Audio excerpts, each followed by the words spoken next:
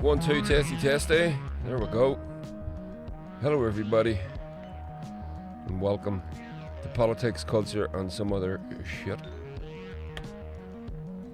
There we go. How are we doing? Hope yous are all well. It's Wednesday, the something of 21st of April. It's a lovely sunny day here where we are. It's really, really nice. I love the optimism of everybody whenever the sun comes out. Everyone starts fucking barbecuing, me included. It's fucking great. I love it. It's pure mental, but I love it. Hope you're all doing well. Hope you're all surviving in this dystopian hellscape that we've managed to fucking put ourselves into. I was watching some really interesting videos during the week. I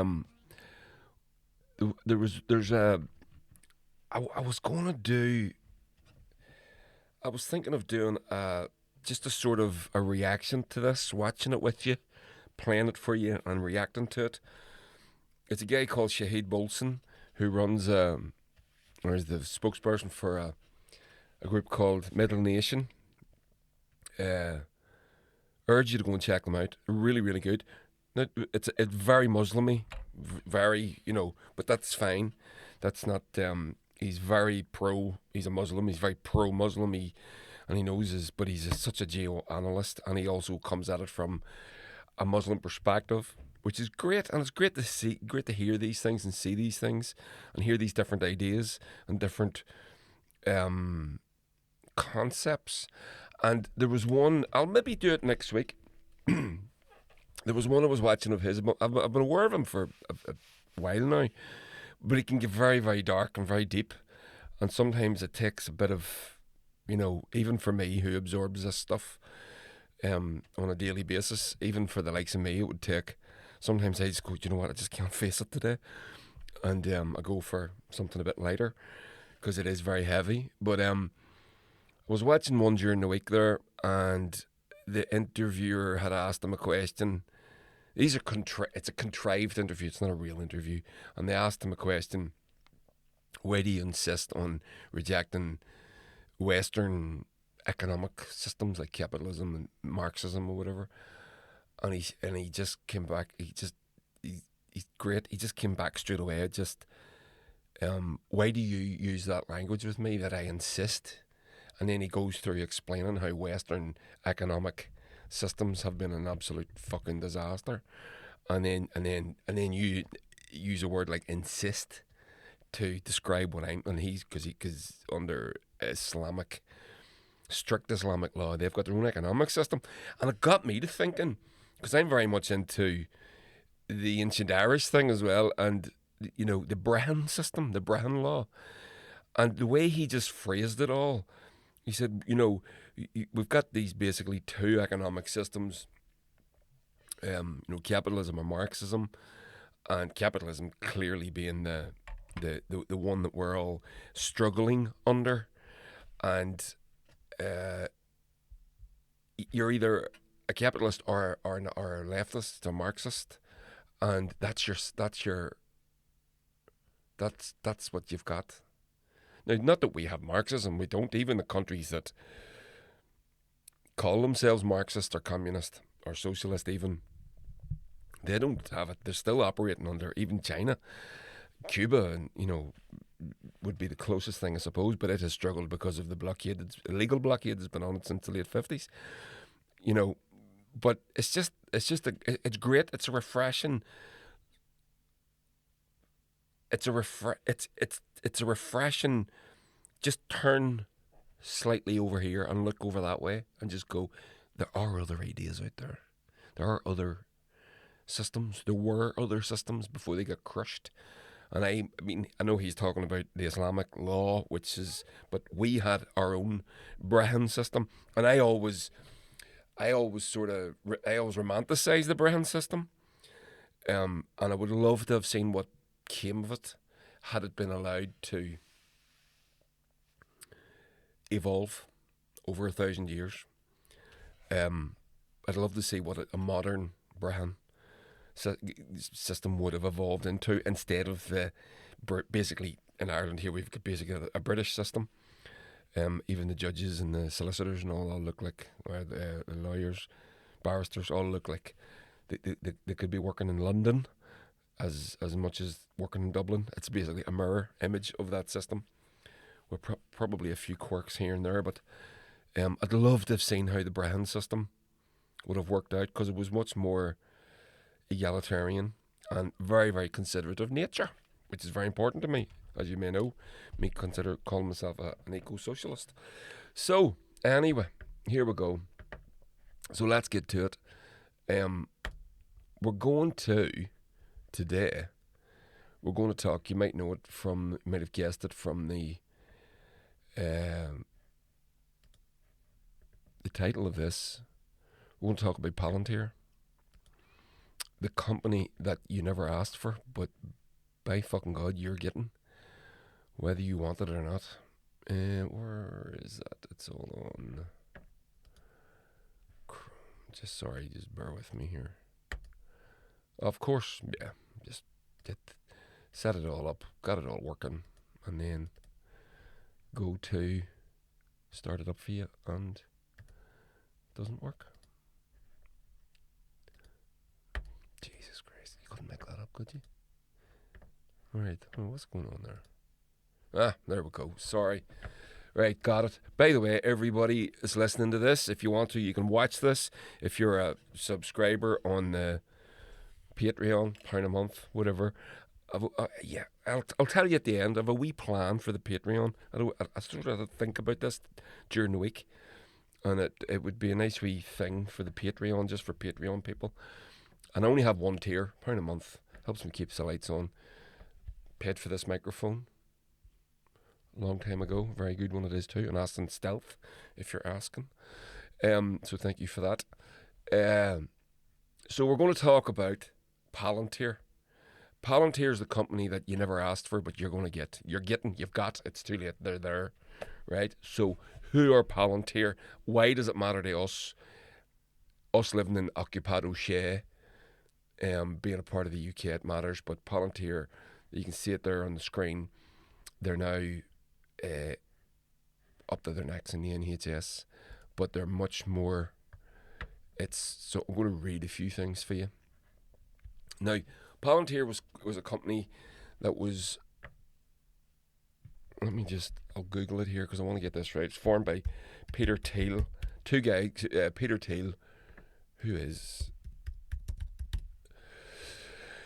Peter Thiel, and what was the other dude? Alex Karp. That's it.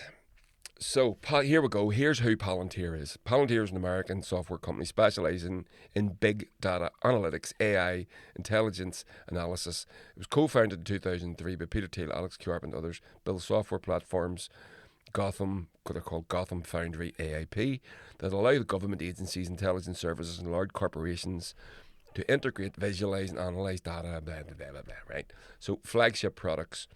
Gotham is designed for defence and intelligence agencies' counter-terrorism, while Foundry caters to the commercial enterprises, and AIP allows clients to use artificial intelligence with their data. Intelligence agents with their data. Government focus. A significant portion of their business comes from government contracts, including US military intelligence agencies, immigration enforcement. Fuck. So these are the guys that are behind ICE in the US. So they're gathering up all the data. Where do they get the data from? Anywhere they can fucking get it, including surveillance cameras and stuff like that. So they've got access to all that information, and they use AI to hoover up that data. Controversies. Palantir has faced criticism for its involvement in government surveillance, immigration enforcement, ICE, as I just mentioned, and military applications. We'll get to military applications. This is where it's fucking scary as fuck. Mission statement. The company claims its goal is to augment human intelligence and support security, often arguing their software protects democratic institutions. Structured headquartered in Miami, Florida. Fucking of course it is. Founded on the concept of bringing Silicon Valley data analytics to defence and intelligence, Palantir serves clients in both the public and private sectors, including the NHS in the UK and various other corporate organisations. So, Alex Karp. Who is Alex Karp? If the eagle-eared among you will remember the name Alex Karp as being one of the founders, if you don't know already. I'm sure most of you do, along with Peter Thiel.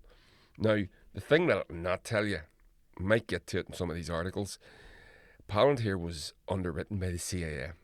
Palantir was always set up to be a CIA cutout, because what happens is when you're working with government, right, or not working with government, when you're working for the government, you, for example, in America, you've certain constitutional rights and you've certain legal rights, and maybe as a law enforcement officer, you would have legal obligations. A corporation can sideswipe those. They can go around all that. So what they do is the CIA, what they can't do, they'll get things like NGOs, charities, things like that. We're going in to feed all these people. You're not really. They're going in to do lots of stuff, but feeding them isn't one. Or sorry, feeding it may be one. We're going in to vaccinate these people. That may be a part of what they're doing, but it may.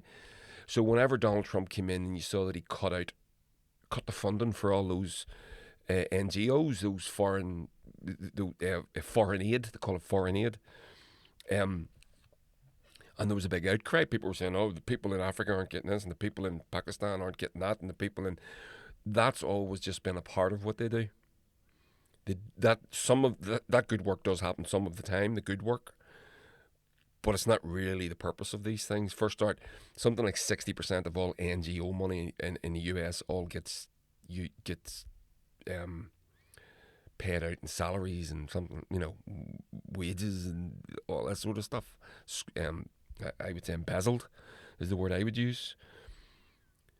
But so you go even deeper. So the next stage after an NGO, non-governmental organisation, that's what NGO means, is the private corporation. So the company like Palantir, what they can do, and they integrate themselves into all the government systems. I'm going to show you that with their NHS here in the UK. This is why this matters. This matters to us anyway. Even without the NHS thing, this would still matter. But we'll get to it. So, who is Alex Karp? Alex Karp, the insane billionaire math surveilling. You can watch this. There's a video of this, by the way, on the screen, on YouTube and on the Patreon, if you want to watch this. All these slides and videos and stuff are all up there, but you'll hear them and I'll explain it most of you are listening to this, so I'll explain it. So I'm reading from a slideshow on Reddit. Alex Karp, the insane billionaire mass surveilling, bullied young nerd, now proudly killing humans to get revenge on the world. How the CEO of Palantir came from progressive parents and turned out to be one of the most immoral, dangerous and powerful people in the world. That's quite the statement, but not an exaggeration, by Chris Jeffries. This is from a Substack. Alex Karp grew up in a household that should have produced an activist, not an architect of the surveillance state. His father, a Jewish paediatrician, spent his days healing children. His mother, a black artist, immersed herself in creative resistance, her work steeped in the struggle of marginalised communities. It's fucking hard to believe, isn't it? Young Alex, dyslexic and awkward, found solace in philosophy and social theory, disciplines that taught him to question power, to probe the structures that shape society, to stand with the vulnerable against the mighty. You think a man raised like that would spend his life fighting the same fights, and you'd be dead wrong. Palantir wasn't born in a garage like some Silicon Valley fairy tale. It was conceived in the shadows of the intelligence world, funded by the CIA's venture arm, the QTEL, and co-founded by Peter Thiel. Okay? A man whose libertarian fantasies often clashed with the realities of human rights. From the start, Palantir's mission was clear: to build a system that could see everything, predict everything, and control everything. Right, just on a side note, Palantir, do you know even what the name is?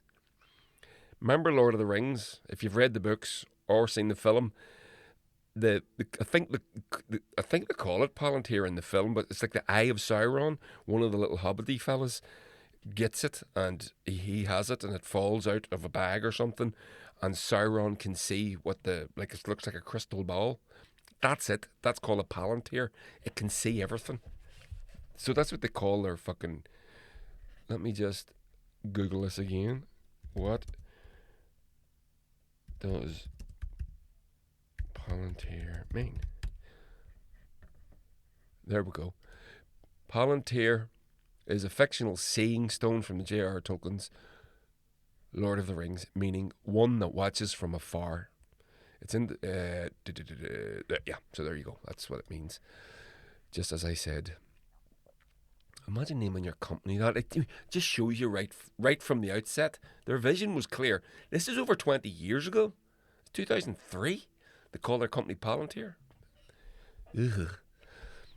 In its early years, Palantir pitched itself as a tool for counter-terrorism, a way to connect the dots that intelligence agencies had missed before 9/11. But the reality was far darker. The company's first major contracts weren't just with the CIA or the FBI. They were with the US Immigration and Customs Enforcement, ICE, the agency that would become synonymous with family separations, deportation raids, and the criminalisation of migration. And Karp, he didn't just sign those contracts, he defended them with a zealot's fervour. By the time Donald Trump took office in 2017, Palantir was already deeply embedded in ICE's operations. But under Trump, the agency's brutality reached new heights, and Palantir was right there, fueling the fire. The company's investment case management ICM system became the backbone of ICE's deportation machine. It didn't just help agents track undocumented immigrants, it supercharged their ability to hunt them down. ICM could pull data from DMV records, utility bills, social media, even health records to build detailed dossiers on the targets. And this is what's terrifying about the data, all our data. You've got a smart TV. A Sony smart TV takes pictures, takes a screenshot 500 times a second. All that data is harvested by AI. It's scraped for data and information on you, and it all goes into companies like this. Also, just on an environmental note, that data has those 500 stupid images that nobody should have, nobody should have. It has to be stored somewhere. That's where all these fucking data centers are popping up. Or why we're being told they're necessary. Most of the stuff is all crap. Anyway, back to the article. If Palantir's work with ICE was morally bankrupt, its involvement in Israel's military operations in Gaza was nothing short of complicity in war crimes. In 2023, as Israel's bombardment of Gaza escalated, reports emerged that Palantir's software was being used to identify targets for airstrikes. The company's AI tools, which could sift through vast amounts of data to pinpoint locations and individuals, were allegedly used to streamline the killing process. I think we can remove the word allegedly from that. Here's the thing about Alex Karp. He wasn't always like this. He didn't study computer science. He studied philosophy, law, social theory, disciplines meant to interrogate power, to ask who benefits and who suffers, to stand with the oppressed against the oppressor. So what the hell happened? Somewhere along the way, the lessons of his upbringing curdled. The man who grew up in a home that valued empathy, justice, and human dignity became the CEO of a company that monetizes suffering. Karp's worldview isn't complicated, it's brutal in its simplicity. The West must dominate, full stop. Technology is the tool to ensure that dominance. Moral concerns, privacy, civil liberties, human rights are secondary to that mission. He doesn't just say this in private, he preaches it publicly. Not only is patriotism right, patriotism will make you rich. Alex Karp, 2025. In 2018, ICE agents guided by Palantir's elite software smashed the window of a van in Woodburn, Oregon, and dragged a 45-year-old woman out at gunpoint. She was one of more than 30 people arrested that day in a raid lawyers called a dragnet. Her crime? Living in a neighbourhood Palantir's algorithms had flagged for enforcement. The fucking algorithm told the agents what to go and do. Palantir's ICM system doesn't just help ICE find undocumented immigrants. It helps track them down. It helps them track down their families, parents separated from their children, spouses deported while their partners remain, communities shattered. The human cost of Palantir's contracts with ICE is measured in tears, in trauma, in lives upended. Now, this is as if that wasn't scary enough. When Israel's military uses Palantir's AI to identify targets for airstrikes, the results are predictable and devastating. In 2023 and 24, as Gaza burned under Israeli bombardment, activists and human rights groups accused Palantir of enabling war crimes. The company's tools, they said, helped turn civilian neighbourhoods into kill zones. Palantir's surveillance tools aren't just used abroad, they're used right here in the US, where police departments and federal agencies deploy them to monitor activists, track protesters, and suppress dissent. In 2020, as Black Lives Matter protests swept the nation, Palantir's software was used to map protest movements, identify organisers, and facilitate arrests. In 2019, as reports of Palantir's work with ICE spread, employees staged a workout. They demanded the company drop its contracts with immigration enforcement agencies, arguing that Palantir was complicit in human rights abuses. Karp's response: if you don't like it, leave. Alex Karp is now one of the most powerful men in tech. Palantir is worth billions. Its software woven into the fabric of governments around the world. He didn't just build a company, he built a machine of oppression, and he did it with his eyes wide open. His parents fought for justice. He sold it out. The question now is simple. What are we going to do about it? The critique I get on Wall Street is I'm an arrogant prick, Alex Karp. So, that's kind of terrifying. I think you'll agree.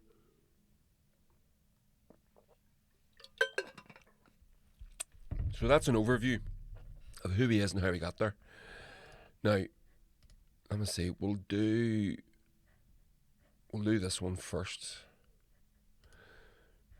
Well, I'll show you a video of him. There. So this is him being challenged on one of those, they put them on stage and they interview them. This is him being challenged, and you'll hear his response. He's being challenged by a young lady in the audience. So check it out. So the primary source of death in Palestine is the fact that Hamas has realized that there are millions and millions of useful idiots that will...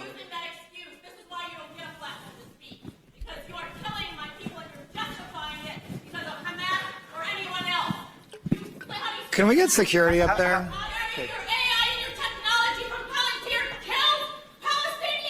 Mostly terrorists, that's true.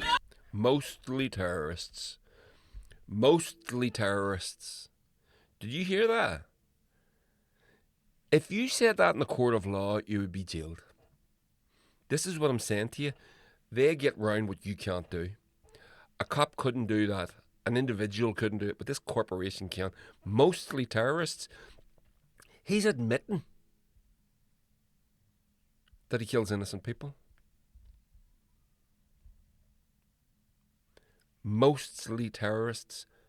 Now, they're not, first start, that's a lie. They're not mostly terrorists. They're mostly civilians.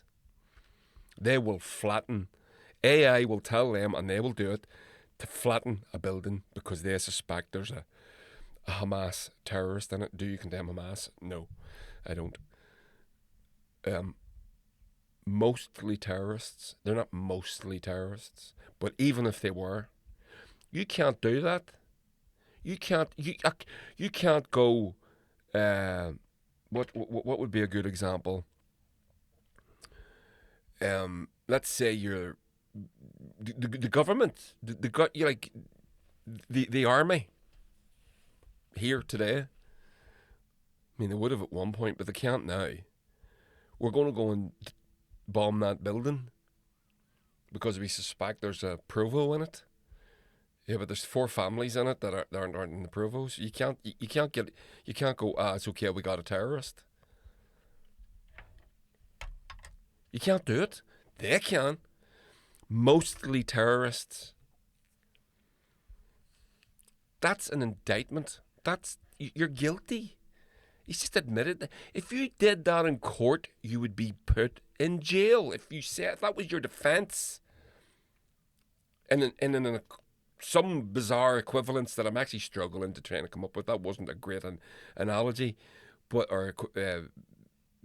wasn't a great analogy. But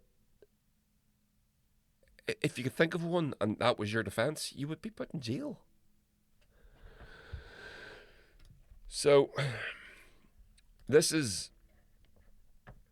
do the NHS. So now, this company and these psychopaths, and they are psychopaths,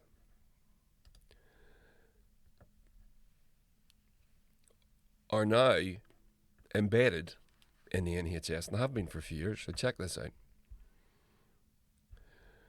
Wes Streeting, who is the favourite to be the next Prime Minister if and when Keir Starmer resigns, and I don't know how anyone could vote for the likes of that. That's just fucking looks like he was made in a lab. The NHS is the UK's crown jewel. I've argued many times in this podcast over the years, it is the only fucking reason anybody would want to be in the UK. A beloved institution built on the principles of care, equality and safety. All true. But the Health Secretary, Wes Streeting, is pushing for a deadline early next year. Oh, let me get the date of this because this has already happened. December 25. So it's already happened.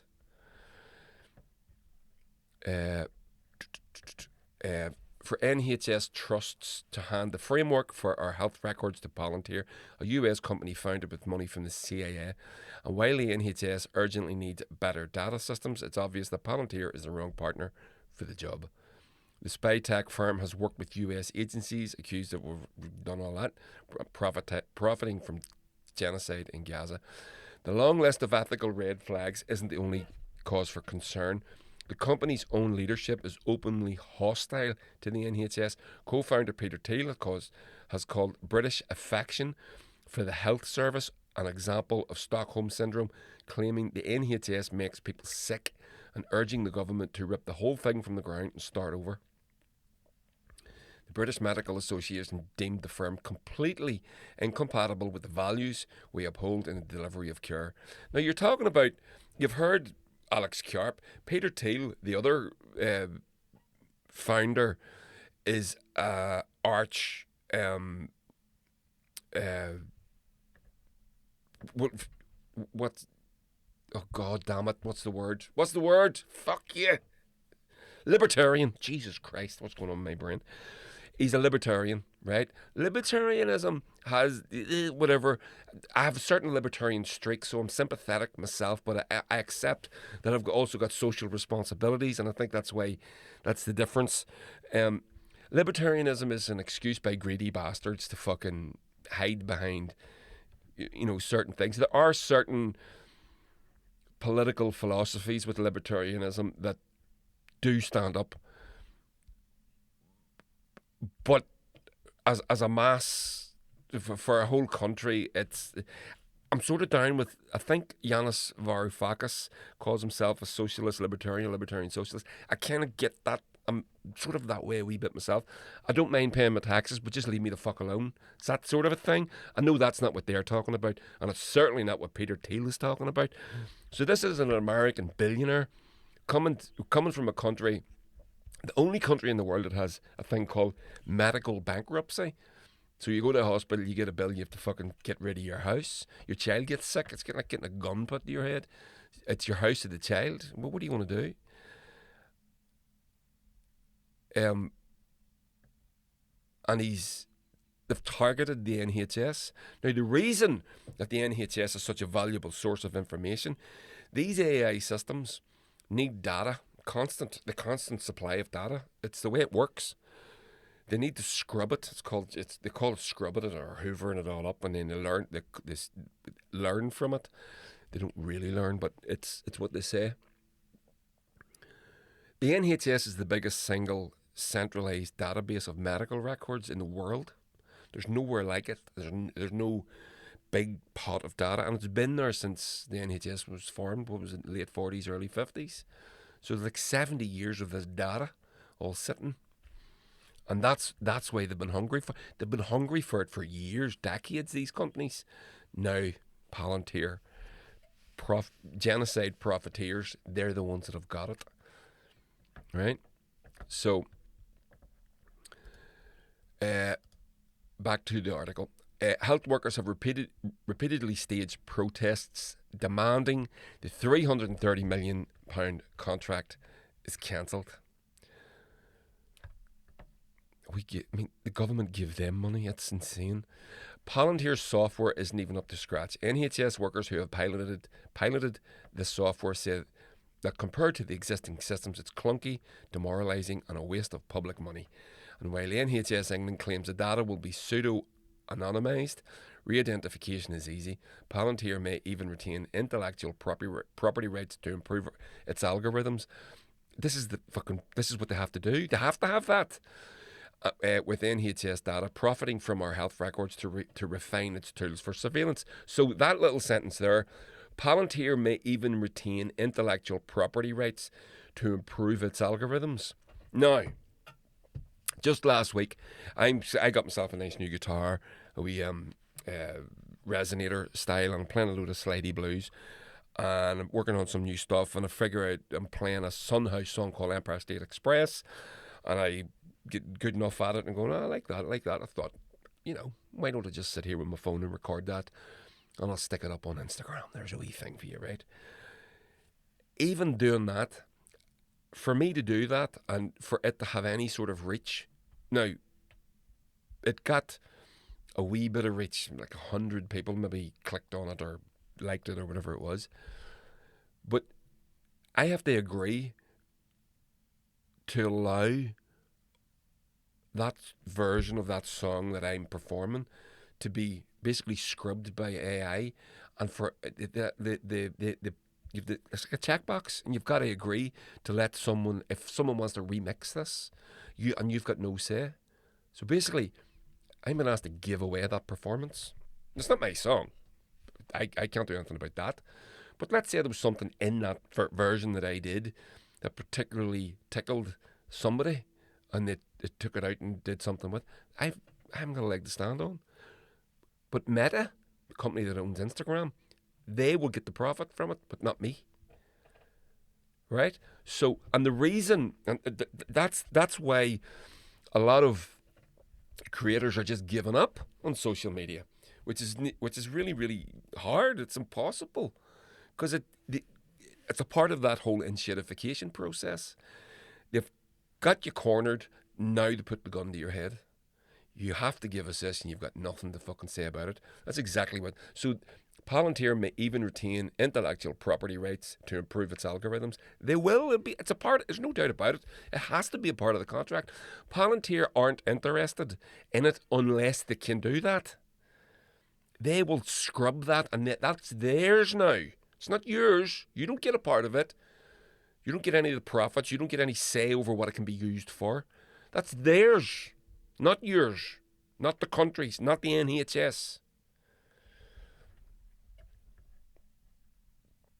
So, as if this combination of clunky software, corporate data extraction and surveillance risk wasn't enough, NHS England has backtracked on its commitment to allow patients to opt out of Palantir software, even though nearly half of all adults in England said that if they could, they would. That's why so NHS England has backtracked on its commitment to allow patients to opt out. The reason that they did that was because nearly half of all adults in England said if they could, they would. So, what came first, the chicken or the egg? Well, in this case, it was the people saying, if we can opt out of this, we will. So they're like, oh, we're not going to give you that as an option then.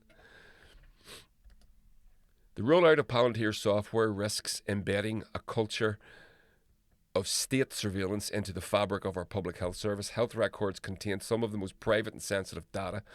It's not hard to imagine what could happen if they fall into the wrong hands, and with the far right on the rise, centralised data platform could become a target for state overreach and authoritarian control. Hard-won freedoms under threat. As never before, we must stop this Palantir rollout before it's too late. That's an article from the Good Law Project. I will take issue with one little thing there, and with the rise of the far right on the rise. There's no doubt the far right is on the rise. Palantir has been given access to the NHS under the left, the so-called left. They're not the left, the Labour Party. So, you know, whenever we're talking about far right and left and all that, let's be mindful. These are two cheeks of the same ass, as George Galloway keeps saying. They're both, you know, they're both doing the bidding of their corporate paymasters. Both of them.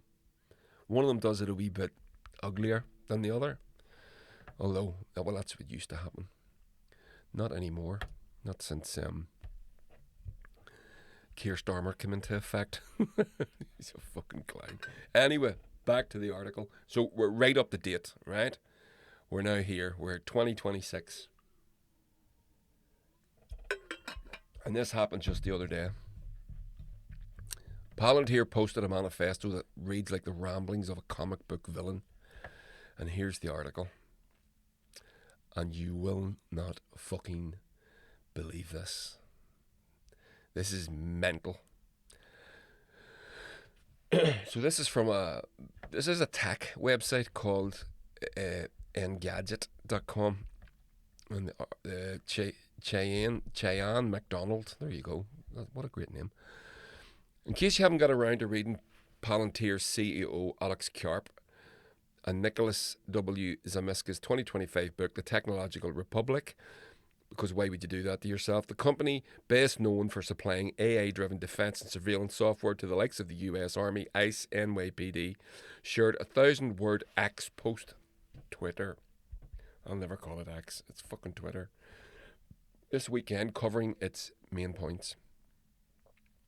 The entire thing is both bizarre and deeply concerning. The ability of free and democratic societies to prevail requires something more than moral appeal, is one of its 22 points. It requires hard power, and hard power in this century will be built on software. So let's get to it. Technological Republic. Now this is dystopia. They're describing this is the manifesto of the new dystopia. We're going into Blade Runner now, where everything, digital ID, all that stuff, it's all a part of this. Now, people like Karp are starting to, I'm sure somebody's got this written down on a computer anyway, somewhere else, or a version like it, or they've certainly thunk it. People like him are now starting to drip it out into the world. And the way the grift is on the internet, they'll get enough people to convince other people to sign up to it. You watch, this is what's going to happen. So, here we go. The Technological Republic in brief. Silicon Valley owes a moral debt to the country that made its rise properly. The engineering elite of Silicon Valley have an affirmative obligation to participate in the defense of the nation.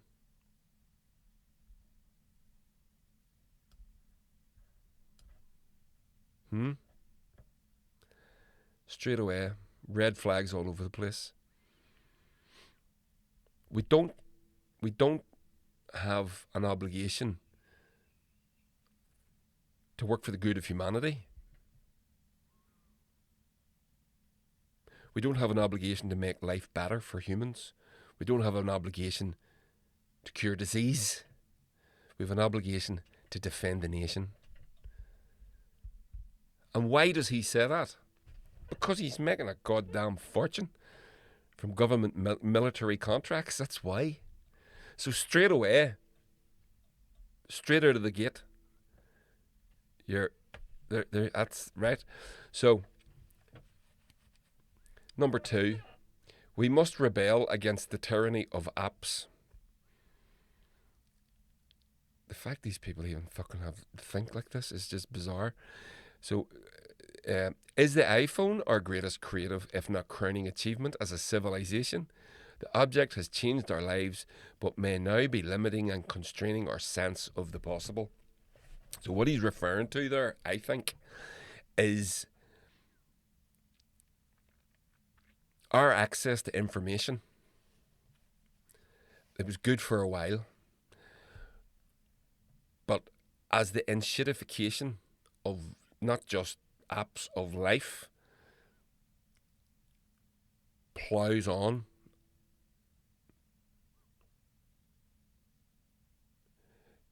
we're finding out more and more information that they don't want us to have. So what he's arguing further, I think, is it may now be limiting and constraining our sense of the possible. That's his, not you. They're not talking about, by the way, they're not talking about you.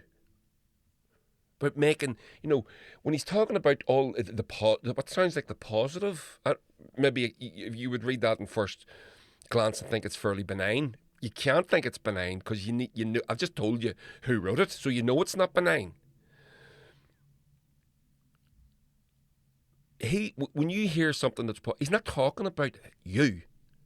He's talking about him, the rich, the billionaire, the future billionaire.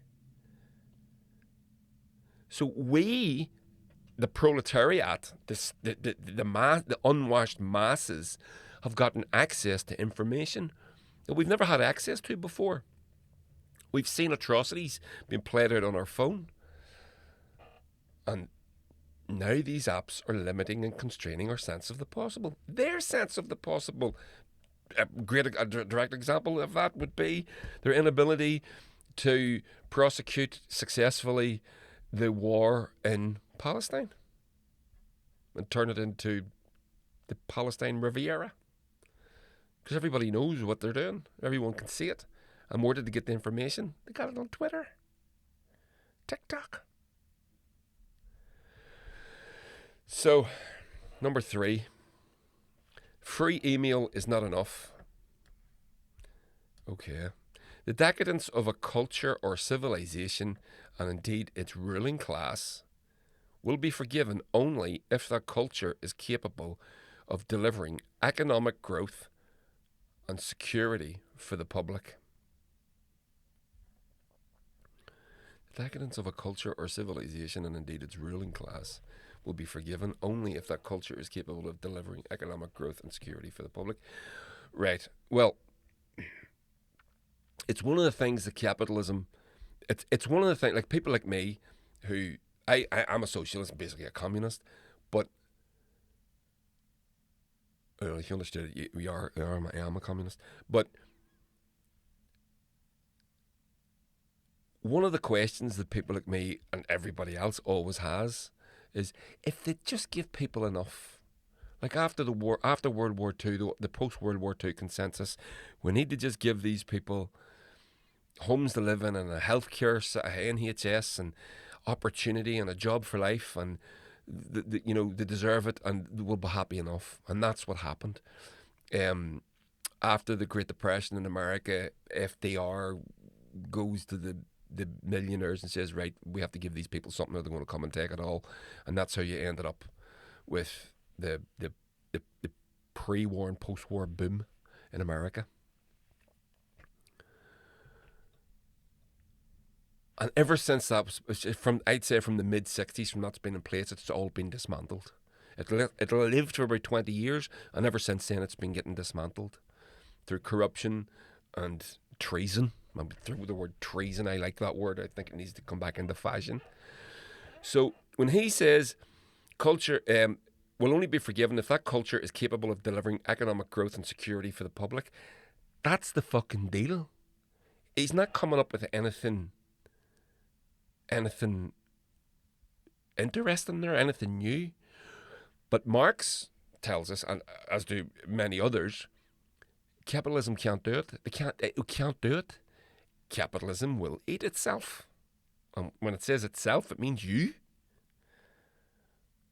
So it can't give us economic growth and security for the public. Now, one of the things that I do know about him, that I don't know if it's in this manifesto, he's a big advocate for UBI, Universal Basic Income. UBI is a trap. I love the idea of UBI. I'm a musician. I would love the idea of someone giving me £500 a week to go and write music, regardless of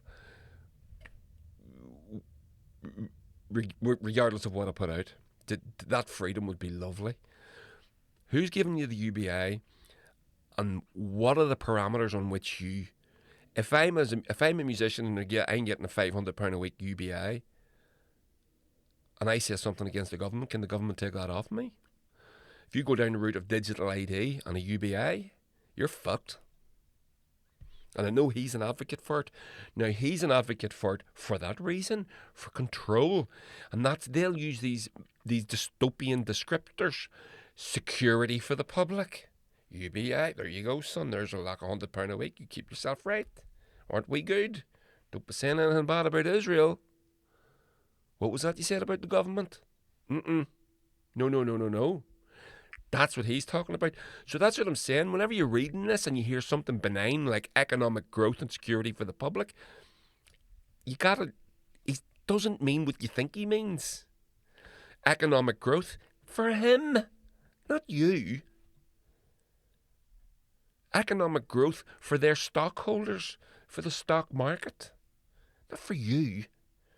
He doesn't give a fuck about you. Number 4, the limits of soft power, of soaring rhetoric alone have been exposed. The ability of free and democratic societies to prevail requires something more than moral appeal. It requires hard power, and hard power in this century will be built on software. That's terrifying. Now, this is a man that's got the ear of government, the ear of the CIA, and the ear of the military-industrial complex. In fact, not only has the ear, is the gob of it, the mouthpiece of it. So he's arguing against he's saying the limits of soft power. What is soft power? Ireland soft power, St. Patrick's Day, soft power. Everyone around the world loves Ireland, becomes Irish for fucking a day and a half, gets drunk and thinks Ireland's great.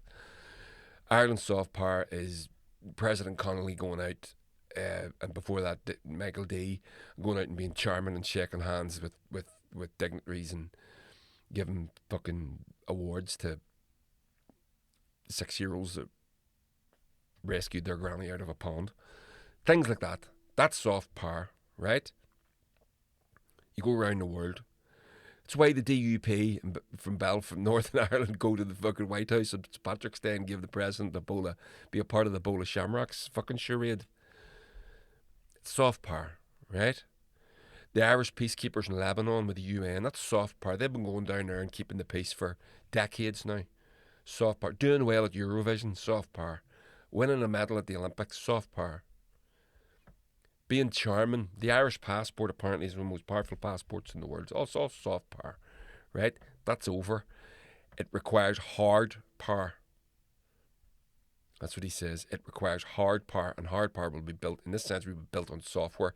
Their software, surveillance software, AI technology that will target and murder people autonomously without any direct input from human beings. They will scan medical records, they will scan social media posts, they will scan your Google Maps activity, they will scan what you like on Facebook, and it will make a decision and you will be targeted, be it physically, as in the case of Palestine, or debanked in the case of various individuals around the world. Francesca Albanese, who the UN rapporteur, who's been debanked. Right? So we'll move on. Point 5. The question is not whether AI weapons will be built. It is who will build them and for what purpose. That's terrifying. Our adversaries will not pause to indulge in theatrical debates about the merits of developing technologies with critical military and national security applications. They will proceed. So this is a Cold War. He's describing. We're now in a new Cold War. we've got this tech, you've got that tech. Where do we stop? Well, the obvious end point is Skynet and Terminator, the Terminator movies. So that's where we're going. And this is all because he's making money. There is no... I mean, this man studied philosophy. I can't remember what it said he studied in the article I read earlier. But this is someone that knows about philosophy, but there's no philosophical thinking in this other than hard power, dominate, murder, crush, build more technologically advanced weaponry in order to destroy your enemy. That's all the thinking about. And in that world, it is fucking Skynet. It's just humanity against machines. Ugh. Here's a terrifying one. Number 6. National service should be a universal duty. We should, as a society, seriously consider moving away from an all-volunteer force and only fight the next war if everyone shares the risk and the cost. Now, again, when he says everyone, it doesn't mean him. Or his kids, if he's got any. God, hope not. The rich don't mean them. They mean you and your kids. They don't mean them. And we should have a national service should be a universal duty. The reason he wants a national service, and I know there are countries out there that have national service and they do well with it, to be fair. Not that I'm in favour of it or anything like that. But the reason that he wants that is because they're building the machine, the software and the AI machinery for war. This company is not interested in peace. If you go into war without wanting peace, should you really be going into war? Is that... If you're going into war just to want war, you shouldn't be allowed anywhere near it. You're a mad dog. You put a mad dog down. You don't let it go out there and fucking irritate and agitate. You don't let it into the fucking chicken coop. This is why soft power is important. Soft power, we would have all been turned to ash only for fucking not soft power, diplomacy in the Cuban Missile Crisis. JFK, say what you like about him. No, he wasn't perfect. I don't think he was, and I'm not trying to fucking say he's a great man. Well, he had his moments for sure, and this is one of them. In the Cuban Missile Crisis, he was being urged on all sides to fire first, and he refused. And he opened the line of communication with Brezhnev, was it? And the two of them sorted it out over the phone. Meanwhile, he had fucking 5-star generals shouting in his ear, "We need to strike now." This is where we are. Fuckers like this. And not only are they bypassing the weak part of the system, and what is the weak part of the system? The human part of the system. That's the weakness. That's what these fuckers think. That's why they want AI to do it all. They bypass you. They bypass the guy that gets sent the message, launch the missile. And the guy has a thought. He goes, I don't think I should do this. Which happened in the Cuban Missile Crisis. The Russian sailor refused. It was a mistake. But he didn't do it. That's a mistake to these people. They want that missile launched. So they're taking the human weakness out of the equation by developing their AI and their software. You got to remember, every word this man is saying is for his own self-benefit, his own self-promotion. That's what this is. This is not a manifesto for a human being or humanity, from a human being or for humanity. This is I'm not putting. There's definitely a bit of autism going on. There's a bit of something going on with this guy when you see videos of him. Or sorry, I'm going to say it. I'm going to put that another way. Take that back. He's off his tits. Apparently, ketamine is big with these fuckers, and he jumps around in his chair and he can't sit still. they're not thinking about humanity. They're not thinking about the greater good. There's no philosophy here other than make money. If you ask, number 7, if US Marine asks for a better rifle, we should build it. And the same goes for software. We should, as a country, be capable of continuing debate about the appropriateness of military action abroad while remaining unflinching in our commitment to those who have asked to step into harm's way. Well, a couple of things. We should, as a country, be capable of continuing a debate about the appropriateness of military action abroad. There is no debate. You just go and do it. The American people, the British people, the French people, the Irish people don't get involved. We don't have an army for that, thank God. Which is why that triple lockdown, that's another thing down south. They're trying to get rid of that. The people don't want to do this. We don't want to do this. The Iranian people don't want to do this. They're fighting a war out of necessity. The Americans are fighting it out of choice. And the American public don't fucking want to do it. But no matter what they vote for, the old saying, they always get John McCain, one of the biggest hawks that's ever walked through the halls of power in Washington. So the smoke and mirrors there about continuing debate about the appropriateness of it. There is no debate. An unflinching commitment to those we have asked to step into harm's way. A lot of the reasons that people join the military in the first place is not because they want to go to and put themselves in harm's way. It's out of necessity. They come from impoverished backgrounds. It's the only way they're going to get into college. It's the only way they're going to get their medical bills paid, etc., etc. And that's going to happen more and more and more as towns and communities and societies and counties, etc., become less and less able to provide a living and a way of life that up until recently was a guaranteed social mobility. Your children did better than you.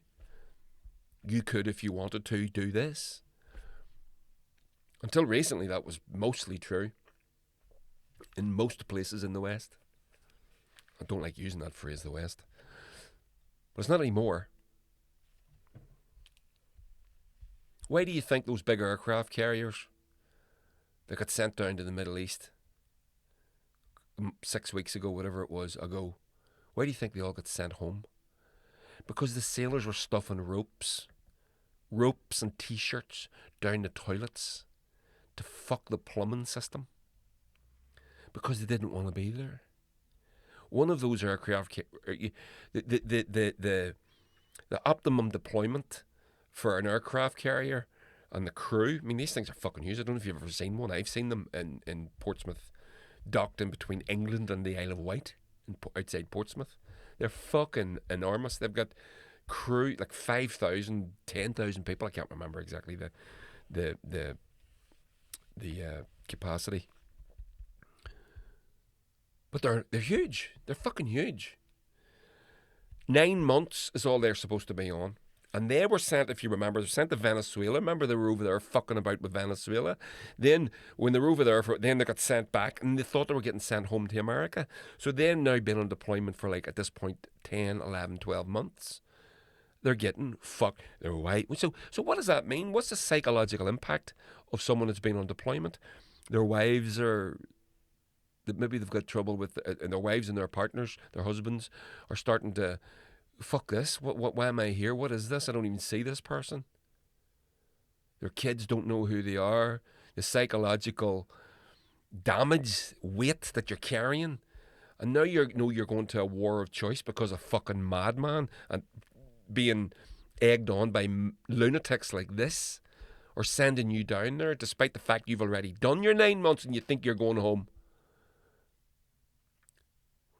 Was it the Ford? The Gerald Ford, USS Gerald Ford. I think it was the Ford. Or Lincoln, maybe it was the Lincoln. Got sent home. These fucking $20 billion floating fucking targets, which is all they are these days. They're completely useless. Anyway, sorry. digress, as is my want. I'm going to plough through this. I'm not going to stop at every point going forward because I'm only up to point 8 and I'll be here for a fortnight otherwise. Public servants need not be our priests. Any business that compensated its employees in the way that the federal government compensates public servants would struggle to survive. Again, another capitalist fucking look over there trick. Public servants is not. Public service is, when you compare it to a capitalist run business, a free market, no such thing as a free market business, it's not the same. And these capitalists come in and do that. They go, oh, you can't run it. If you ran that like a business, it would be bankrupt. But it's not a fucking business. And by the way, the money that he's talking about, and again, he's talking about, we can all think of certain politicians, or maybe we think that they're being overpaid and they're fucking useless, but that's not what he's talking about. He's talking about publicly paid firefighters or police officers or hospital staff or street sweepers or public infrastructure engineers, or that's who he's talking about. And the fact that the public service might have to pay a private sector equivalent, then he's going, oh, that's an awful waste of money. And the public servants that are making money are not public servants. The corruption in the West is off the fucking scale. Donors giving politicians money here, there, and everywhere. And I'll show you a little thing whenever we come to do the Twitter favourites section. The Trump administration placing bets. Somebody's placing bets 10, 15 minutes before Trump makes on the stock market or poly market, before 10, 15 minutes before Trump makes an announcement, and shorts, they call that shorting the market, and then they walk away with billions in about 15, 20 minutes. That's corruption. Don't see him complaining about that. He's not crying about that because he's a part of that system. He is not talking about you. He's talking about them, him. Right. We should show far more grace towards those that have subjected themselves to a public life. Right. So 8 and 9 there seem to be quite contradictory. Public servants may not be our priests. Any business that compensated its employees, etc. And then we get up to number 9. We should show far more grace towards those who have subjected themselves to public life. The eradication of any space for forgiveness, a jettisoning of any tolerance for the complexities and contradictions of the human psyche may leave us with a cast of characters we will grow to regret. Well, that's true. We're doing that now. So he seems to be asking here for a get out of jail free card for himself, not everybody else. The public servants that are being overcompensated in point 8 is the people that get up at 6:30 in the morning to go to work. The public service that he's talking about in point 9 is public life. He's not talking about public servants. He's talking about people in public life, so he's talking about himself. And if he makes a mistake, as in designs an AI that targets hospitals, schools and universities, which he has, we should forgive him for it. He's not a bad lad. Number 10, the psychologization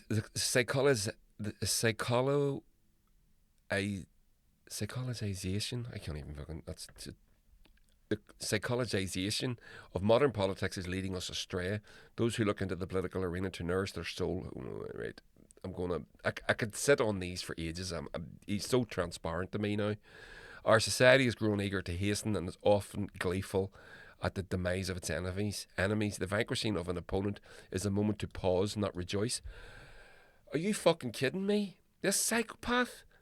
He just turned around. I showed you a video of a moment ago where he's saying that everyone that we killed was terrorists, mostly. You fuck off, asshole. The atomic age is ending. One age of deterrence, the atomic age, is ending, and a new era of deterrence is built on AI is set to begin. Now, that bit might be true. AI might be the new atomic deterrent, new nuclear deterrent. But you got to remember, the nuclear deterrent is supposed to be just that. It's the dead man's switch. You don't use it and we don't use it. I've said this before in this part. If I was fucking Iran, I'd be fucking chasing an atomic bomb, a nuclear missile. Toot sweet. Without a doubt, I would have that shit locked down. And I know that they can. They've got the ability to do it. So the atomic, and he wants. So it's just, again, it's just arms race. He's military-industrial complex. He's ahead of the curve in the new arms race, and this is what he's trying to encourage. No other country in the history of the world has advanced progressive values more than this one. The United States is far from perfect, but it's easy to forget how much more opportunity exists in this country for those who are not hereditary elites than in any other nation on the planet. Advancement, progressive values. No other country in the world has advanced progressive values more than this one. It might be true, but I would want to know what the definition of a progressive value is. I would also say my argument against it, against what he said, is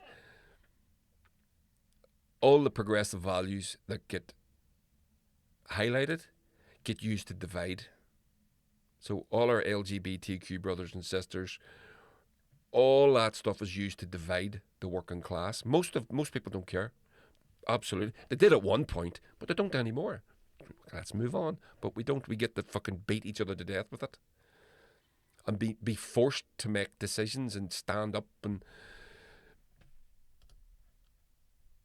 we don't need to. We need to reunite as a class to stop people like him becoming ultra wealthy, so wealthy enough to corrupt governments and design technology that is so immoral.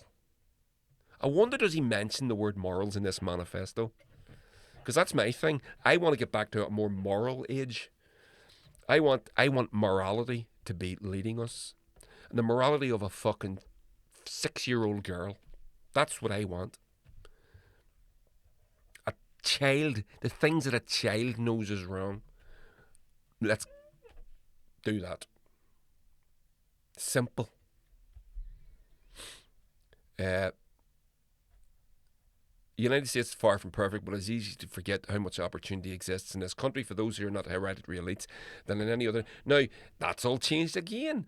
The working man used to be able to go work in a factory or a car plant or whatever, and he could raise a family and send his children to school. He can't do that anymore. He has to become a fucking AI designing ghoul like him. Point 14. American power has made possible an extraordinary long peace. Fuck off! Too many have forgotten or perhaps taken for granted that nearly a century of some version of peace has prevailed in the world without a great power military conflict. At least 3. Tell that to the people in Afghanistan, Libya, Syria, Sudan, all across the Sahel, Iraq. Billions of people and their children and now grandchildren have never known a war, right? How many, I'm Googling this, how many years has America been at war in its history?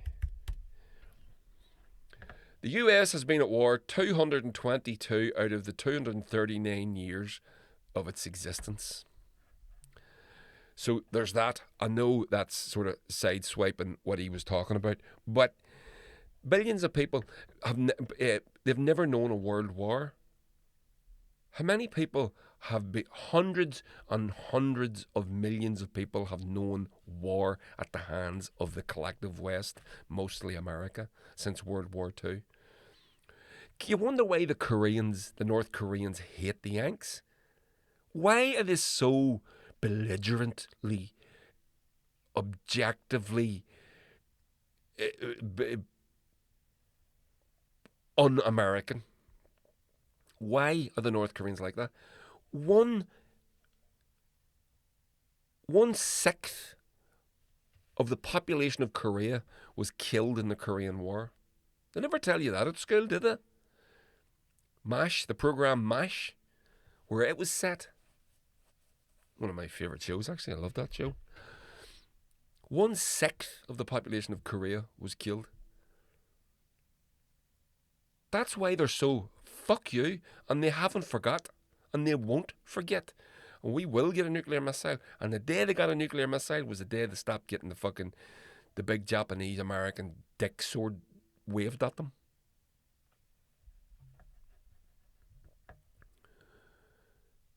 Korean War, Vietnam War, all those countries I mentioned previously. Grenada was invaded as a distraction. Look what they've done to Cuba.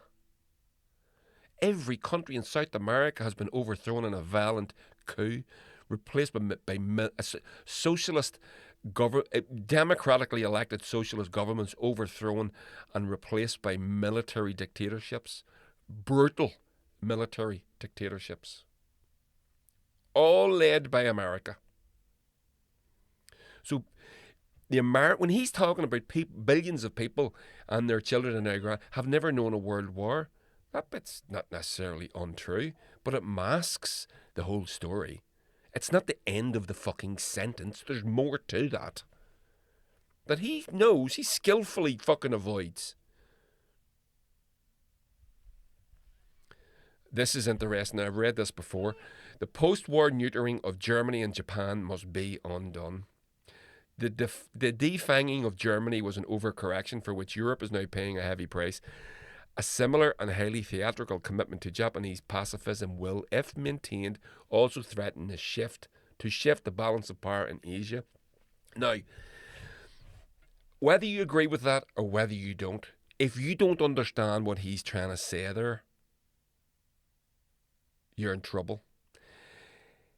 He wants Germany to rearm so it can fight Russia, and he wants Japan to rearm so it can fight China. That's what this is. And what's he going to do? He's going to provide them with AI tech. He's already described that the future's AI. We know this now about him. So whenever he says that, you have to go, what does he mean? Why would he want Germany to rearm? What possible... Oh, he wants to fight Russia. You can argue about the Russia thing all you want, but that's what he wants. And he wants it for a particular reason. I don't think rearming Germany is a fantastic idea. 16. We should applaud those who attempt to build where the market has failed to act. The culture almost snickers at Musk's interest in grand narrative, as if billionaires ought to simply stay in their lane of enriching themselves. Yeah, no, because they're so generous. Any curiosity or genuine interest in the value of what he has created is essentially dismissed or perhaps lurks from beneath a thinly veiled scorn. Oh, fuck up, that doesn't even fucking deserve fucking commentary. 17. Silicon Valley must play a role in addressing violent crime. Many politicians across the United States have essentially shrugged when it comes to violent crime, abandoning any serious efforts to address the problem or take on any risk with their constituencies or donors in coming up with solutions and experiments in what should be a desperate bid to save lives. This is a man who bombs schools. He doesn't give a fuck about lives. Silicon Valley must play a role in addressing violent crime. Why? What's it got to do with Silicon Valley? It's got to do with general governance. Fuck off, Silicon Valley.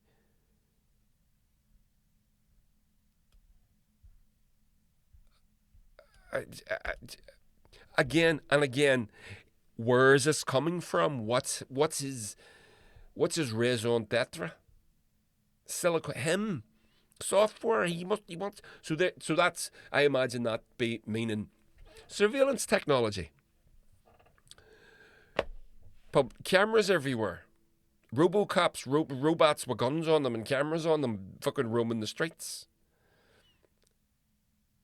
AI making decisions ahead of time, pre-crime. That's what he's talking about.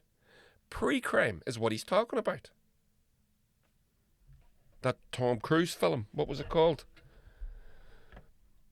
18. The ruthless exposure of private lives of public figures drives far too much talent away from government service. The public arena and the shallow and petty assaults against those who dare something other than to enrich themselves has become so unforgiving that the Republic is left with a significant roster of ineffectual, empty vessels whose ambition one would forgive if there were any genuine better or a belief structure lurking within. Oh my God, where to even start with that? What a crock of shit. First of all, to get elected in America costs millions. Millions. So this is why the most ineffectual get elevated. This is why the most corruptible get elevated, and it's by design.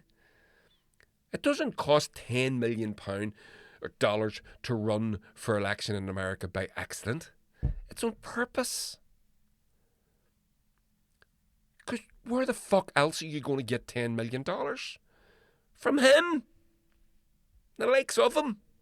So first of all, the whole elections, the whole putting yourself into public office is corrupted beyond belief from the outset.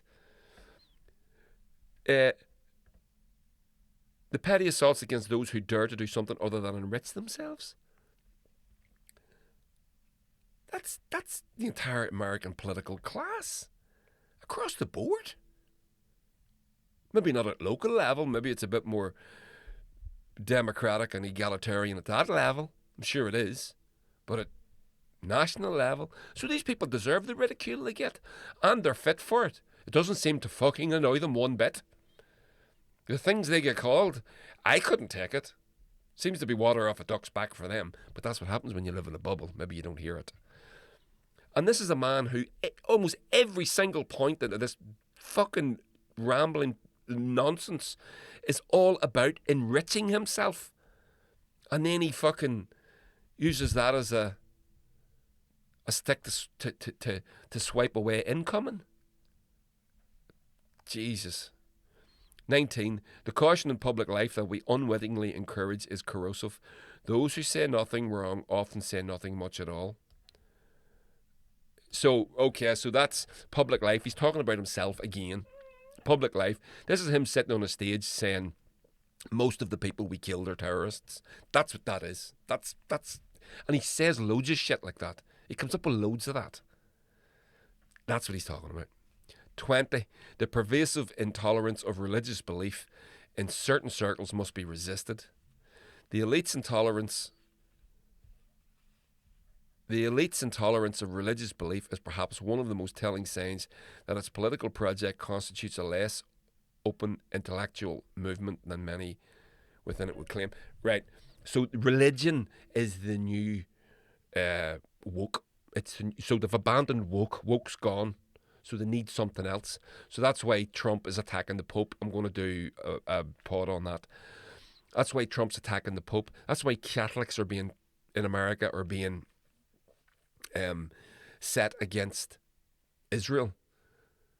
A guy called Patrick Bet-David, who's a big podcaster, come out with a load of rambling shite the other day, and he said, why do Catholics hate Jews? And it was an absolute tirade of nonsense. Nonsense. Absolute nonsense. So religion is the new woke. They've all got they've been sent out their talking points. They can't do woke anymore. Sydney Sweeney has got great tits and everybody wants to see them. Okay then, it's fine lads, off yous go. But what about the Catholics? Are you an evangelical Protestant and the Jews and the Muslims and And I think that's what's happening. So when he's talking about the pervasive intolerance of religious belief, now that's the thing I personally do agree with, if you want to, but he's talking about within public life. I don't think it should be involved in public life. That doesn't mean that if you're a Muslim you don't go and pray whenever you need to and stuff like that. If you're an evangelical Protestant, you don't take Sundays off. I don't mean that. But it shouldn't. Basic morality, the morality of a 6-year-old girl should be leading your fucking decision making. I know you're going to call me childish. I know you are. I know that's what's going to be said. He's an idiot. He's a child. That's what he. But this is the people that are leading us, and this is where we are.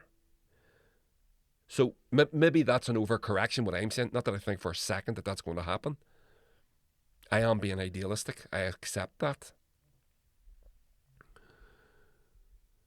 But religion is the new. It's the new dividing thing, because the woke thing was used to divide the working class. Did you hate your uncle because he didn't like trans people? You 20-year-old girl. Yeah, I did. Job done then.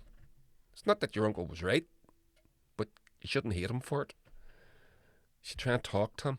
And this is the thing, and it takes time, and you have to wait. This is why I didn't do much of that stuff. I refused, because I saw what it was, and I just went, in 3 or 4 years' time, no one's going to be talking about this. It's going to be done. And again, that's not to throw the baby out with the bathwater. All our LGBTQ plus bros and sisters, especially the trans ones, need certain helps and assistances and allocations, and we should continue to do that. But we shouldn't hate people because they don't get it, or because they've been lied to by fucking grifters like this. Anyway, back to it. We're near done. Some cultures have produced vital advances, others remain dysfunctional and regressive. So we know what he's talking about there. I'm going to plough through these last two. He's talking about Muslims, dysfunctional and regressive. The fact that Iran, the country that is being targeted for fucking civilizational destruction, invented algebra, invented the mathematics that we use to design these AIs. I know he knows that. This is done this on purpose. This is not a manifesto. This is a divisive spiel of shite that are the assholes like Patrick Bet-David and those crew. They'll pull a few bits out of this and read them to their chud bros, and they'll lap it up. And I was listening to what do you call her, Blakely, another commentator in the US, and she said the other day the whole thing about, they were fed this soup of the harder you work, the more you'll get, the bigger, you'll get better and you'll get more, and it's all down to you, bro. It's all down to you. If you work hard, you'll get. And then we saw that what do you call it, the manosphere, the Louis Theroux manosphere, and the dudes, and they're all fucking loads of muscles and all, living in his fucking car, giving these fucking shithawks every spare penny he can, because he needs to be told that one day he's going to be the CEO of a mega corporation, and he deserves it if he just works hard enough. And it turns out, and as Blakely put out, that's why they all have muscles, because the only place that you do work hard enough, you'll get bigger, is in the gym. 22, we must resist the shallow temptation of a vacant and hollow pluralism. We in America, and more broadly the West, have for the past half a century resisted defining national cultures in the name of inclusivity. But inclusion into what? Well, that's too broad. The West, he said, the West is Italian culture, the same as Irish culture. Because you've got a bring me your huddled masses thing in America, your culture, and you had to destroy a culture that was there, genocided a culture out of existence that did exist there, and you couldn't. The new culture that came through in the 20th century, which was the American century, was jazz and blues and abstract art and mid-century design and literature. Instead of building on that It was abandoned, and all those things you've got to know as well. A lot of those things rose to prominence because of the new, what they call the New Deal. I was mentioned it earlier on. FDR, the New Deal, artists were given a certain income and they were sent out, and a lot of great public buildings were designed by great artists. Because they sent them out and they said, right, go you out into the sticks, or go out to Oklahoma and go and work on that thing. And the guy goes, I'm only an architect student and I've done a fine art degree. Great, go and do it. And it turned out to this grand, lovely thing, because you give that guy with that vision, that girl, the opportunity to go and do that. And that existed for a while, brief while. As I said, ever since, it's been dismantled. And now, if you want to get an opportunity, you go to the gym and you get your muscles on, boy. And you fucking pick on women and trans people. So, there we go. We're going to go to, how long have we been on? An hour and a half, more than enough. We're going to have a bit of Sergio's Magic Dustbin. Bit of tunage. Yes. So there we go. Palantir. Peter Thiel, Alex Karp, psychopaths. All they're ever going to do is destroy humanity. They are the gateway to Terminator, to Skynet. They're the guy. Remember the guy in the movie that they went back to kill and they couldn't do it? He's the guy. So there we go. So let's do last section. The last section is going to be the Twitter bookmarks, which I like. I like this. So, a couple of funny ones, couple of not so fucking funny ones. I'm not going to do this one. I might do that because I touched upon it. If you see on the screen there, everybody, I touched upon it briefly. BBC uncovers a pattern of suspicious oil trades minutes before Trump's Iran posts. So finally, the BBC have finally done a bit of decent journalism. But we're going to show you this kid. So, in the UK, in England, you have this political party called Reform, led by Frogmouth Nigel Farage. And here is a little brief video with an interview with a Reform Control Council somewhere in Middle England. And as the poster in the video on Twitter here says, honest to God, this is real. It's not a mockumentary. It looks like it. And I saw someone else earlier on said, didn't know David Brent was doing, middle management courses teaching people how to be fucking David Brent, basically. Which you wouldn't be. But where do you see that? This kid's only 17. And it's like, who the fuck? Or no, 19. And he heads the council. Who the fuck votes for a 19-year-old to head anything?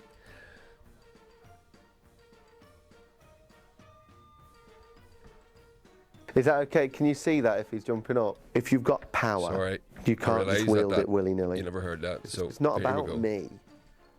It's about the people out there. Hang on. Is that okay? Can you see that if he's jumping up? If you've got power, you can't just wield it willy-nilly. You have to be sensible about it. That's something I know as leading this council. Yes, I'm young, but I'm not just going to go around saying, right, that's it, you're doing this, this is being done. You have to just take a step back, understand what it's like to be in charge of a council. No 19-year-old's done it before. And yes, some people might not agree with reform policies or our policies. Councillors might not agree. But what I would say to that is, get better at elections. Being in this chair, being in this office is amazing. But if a general election comes and I get asked to stand as a candidate, that will be the biggest honour of my life. I will have the same ethos: honesty, integrity, and transparency. Because if you haven't got those, what's the point of doing anything? Check his hard drive. What a fucking, honest to God, did you ever see anything as awful in your life? 17. There, by the way, there is Peter Thiel. Look at him. Waving a fucking sword about in his office. CEO of Palantir, Alex Karp, sorry, not Peter Thiel, who's pushing for a national draft because his company profits off endless war, is as psychotic as you'd expect him to be. Why can I not bring us... I mean, I don't have an office, but if I did, I'm sure, pretty sure I wouldn't be able to bring a sword into it. Here's another one. The US is dropping bombs on children and funding an ongoing genocide while its own people can't afford rent, and this is how the Democrats are campaigning. This lady is campaigning to be elected. Oh, sorry about that. That was loud. And she's dancing at the head of a samba band, by the look of it. I think if politicians shouldn't be allowed to dance. That's my opinion on that. That's instead of fucking policy. Like, you know, here you go. This is not... I'm going to turn the music off because this is very disgusting. This is unreal. Crystal Ball, the commentator, yes, that's her real name, just read a testimony from an Israeli detention centre. They stripped him. A captain spread something on his backside and they unleashed a dog. The dog raped the young man. So now it's come out that the Israelis, the IOF, have trained dogs to rape prisoners. That's bad, obviously. Bad, my God. Tucker Carlson here. I'll be tormented for a long time by the fact that I played a role in getting Donald Trump elected. I was going to say David Brent. And all I want to say is I'm sorry for misleading the people. Now, I know this isn't going to run with a lot of people that my comrades and stuff. I don't blame the American electorate for voting Donald Trump into power. I don't. I blame consecutive administrations that have continually offered the American people nothing until it got so bad that a grifter like Donald Trump rose up out of the slime. And you got to remember what was on offer when they were going in to cast their vote back in November, was it, whatever it was, 2016? Or, sorry, 2020? No. What is it? 2026. 2024? What was on offer? You got Kamala Harris and the Democrats. Again, like that clown there dancing, bringing out celebrities to twerk on stage with no policy, hoping prayers. Funding a genocide in Gaza, funding a proxy war in Ukraine, not offering healthcare, not offering anything, not offering forgiveness of student debt, nothing. And then Trump comes along and says he's going to end the war in Ukraine. He's going to do something about Palestine. He's never going to start any new wars. All lies. But that's what he was saying. So I personally would never been able to vote for anybody like him or the other crew. I couldn't. I mean, it would be a third party or I would spoil my vote. But I know there are a lot of unrepentant racists and MAGA fucking chud bros and sisters out there who, no matter what, they're just irredeemable. They're awful. But there were a lot of people voted for that fucker in desperation, and I can't get mad at them. I wish it didn't have to. I wish there was a better... I wish there was someone there for them to vote for. It's the same here. We have the same here. Well, I say here, I mean, our elections in the north don't really fucking mean anything. But in the UK, mainland UK, England, Great Britain, they're all useless. Down south, it's all useless. So, inevitably and eventually you will end up with a Donald Trump. It's always going that way.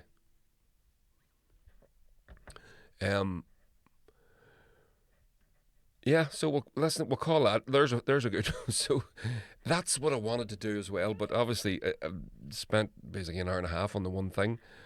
The Iranian Lego videos. Have you seen these things? They're fucking brilliant. They're brilliant. They're propaganda. They're using the so I'll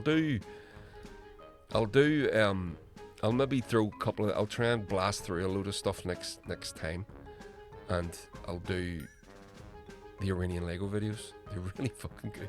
They're bloody brilliant. So there we go. That's it, everybody. Gonna call it. Like, share, subscribe. Head over to Patreon. Lend me your support if you so desire. Here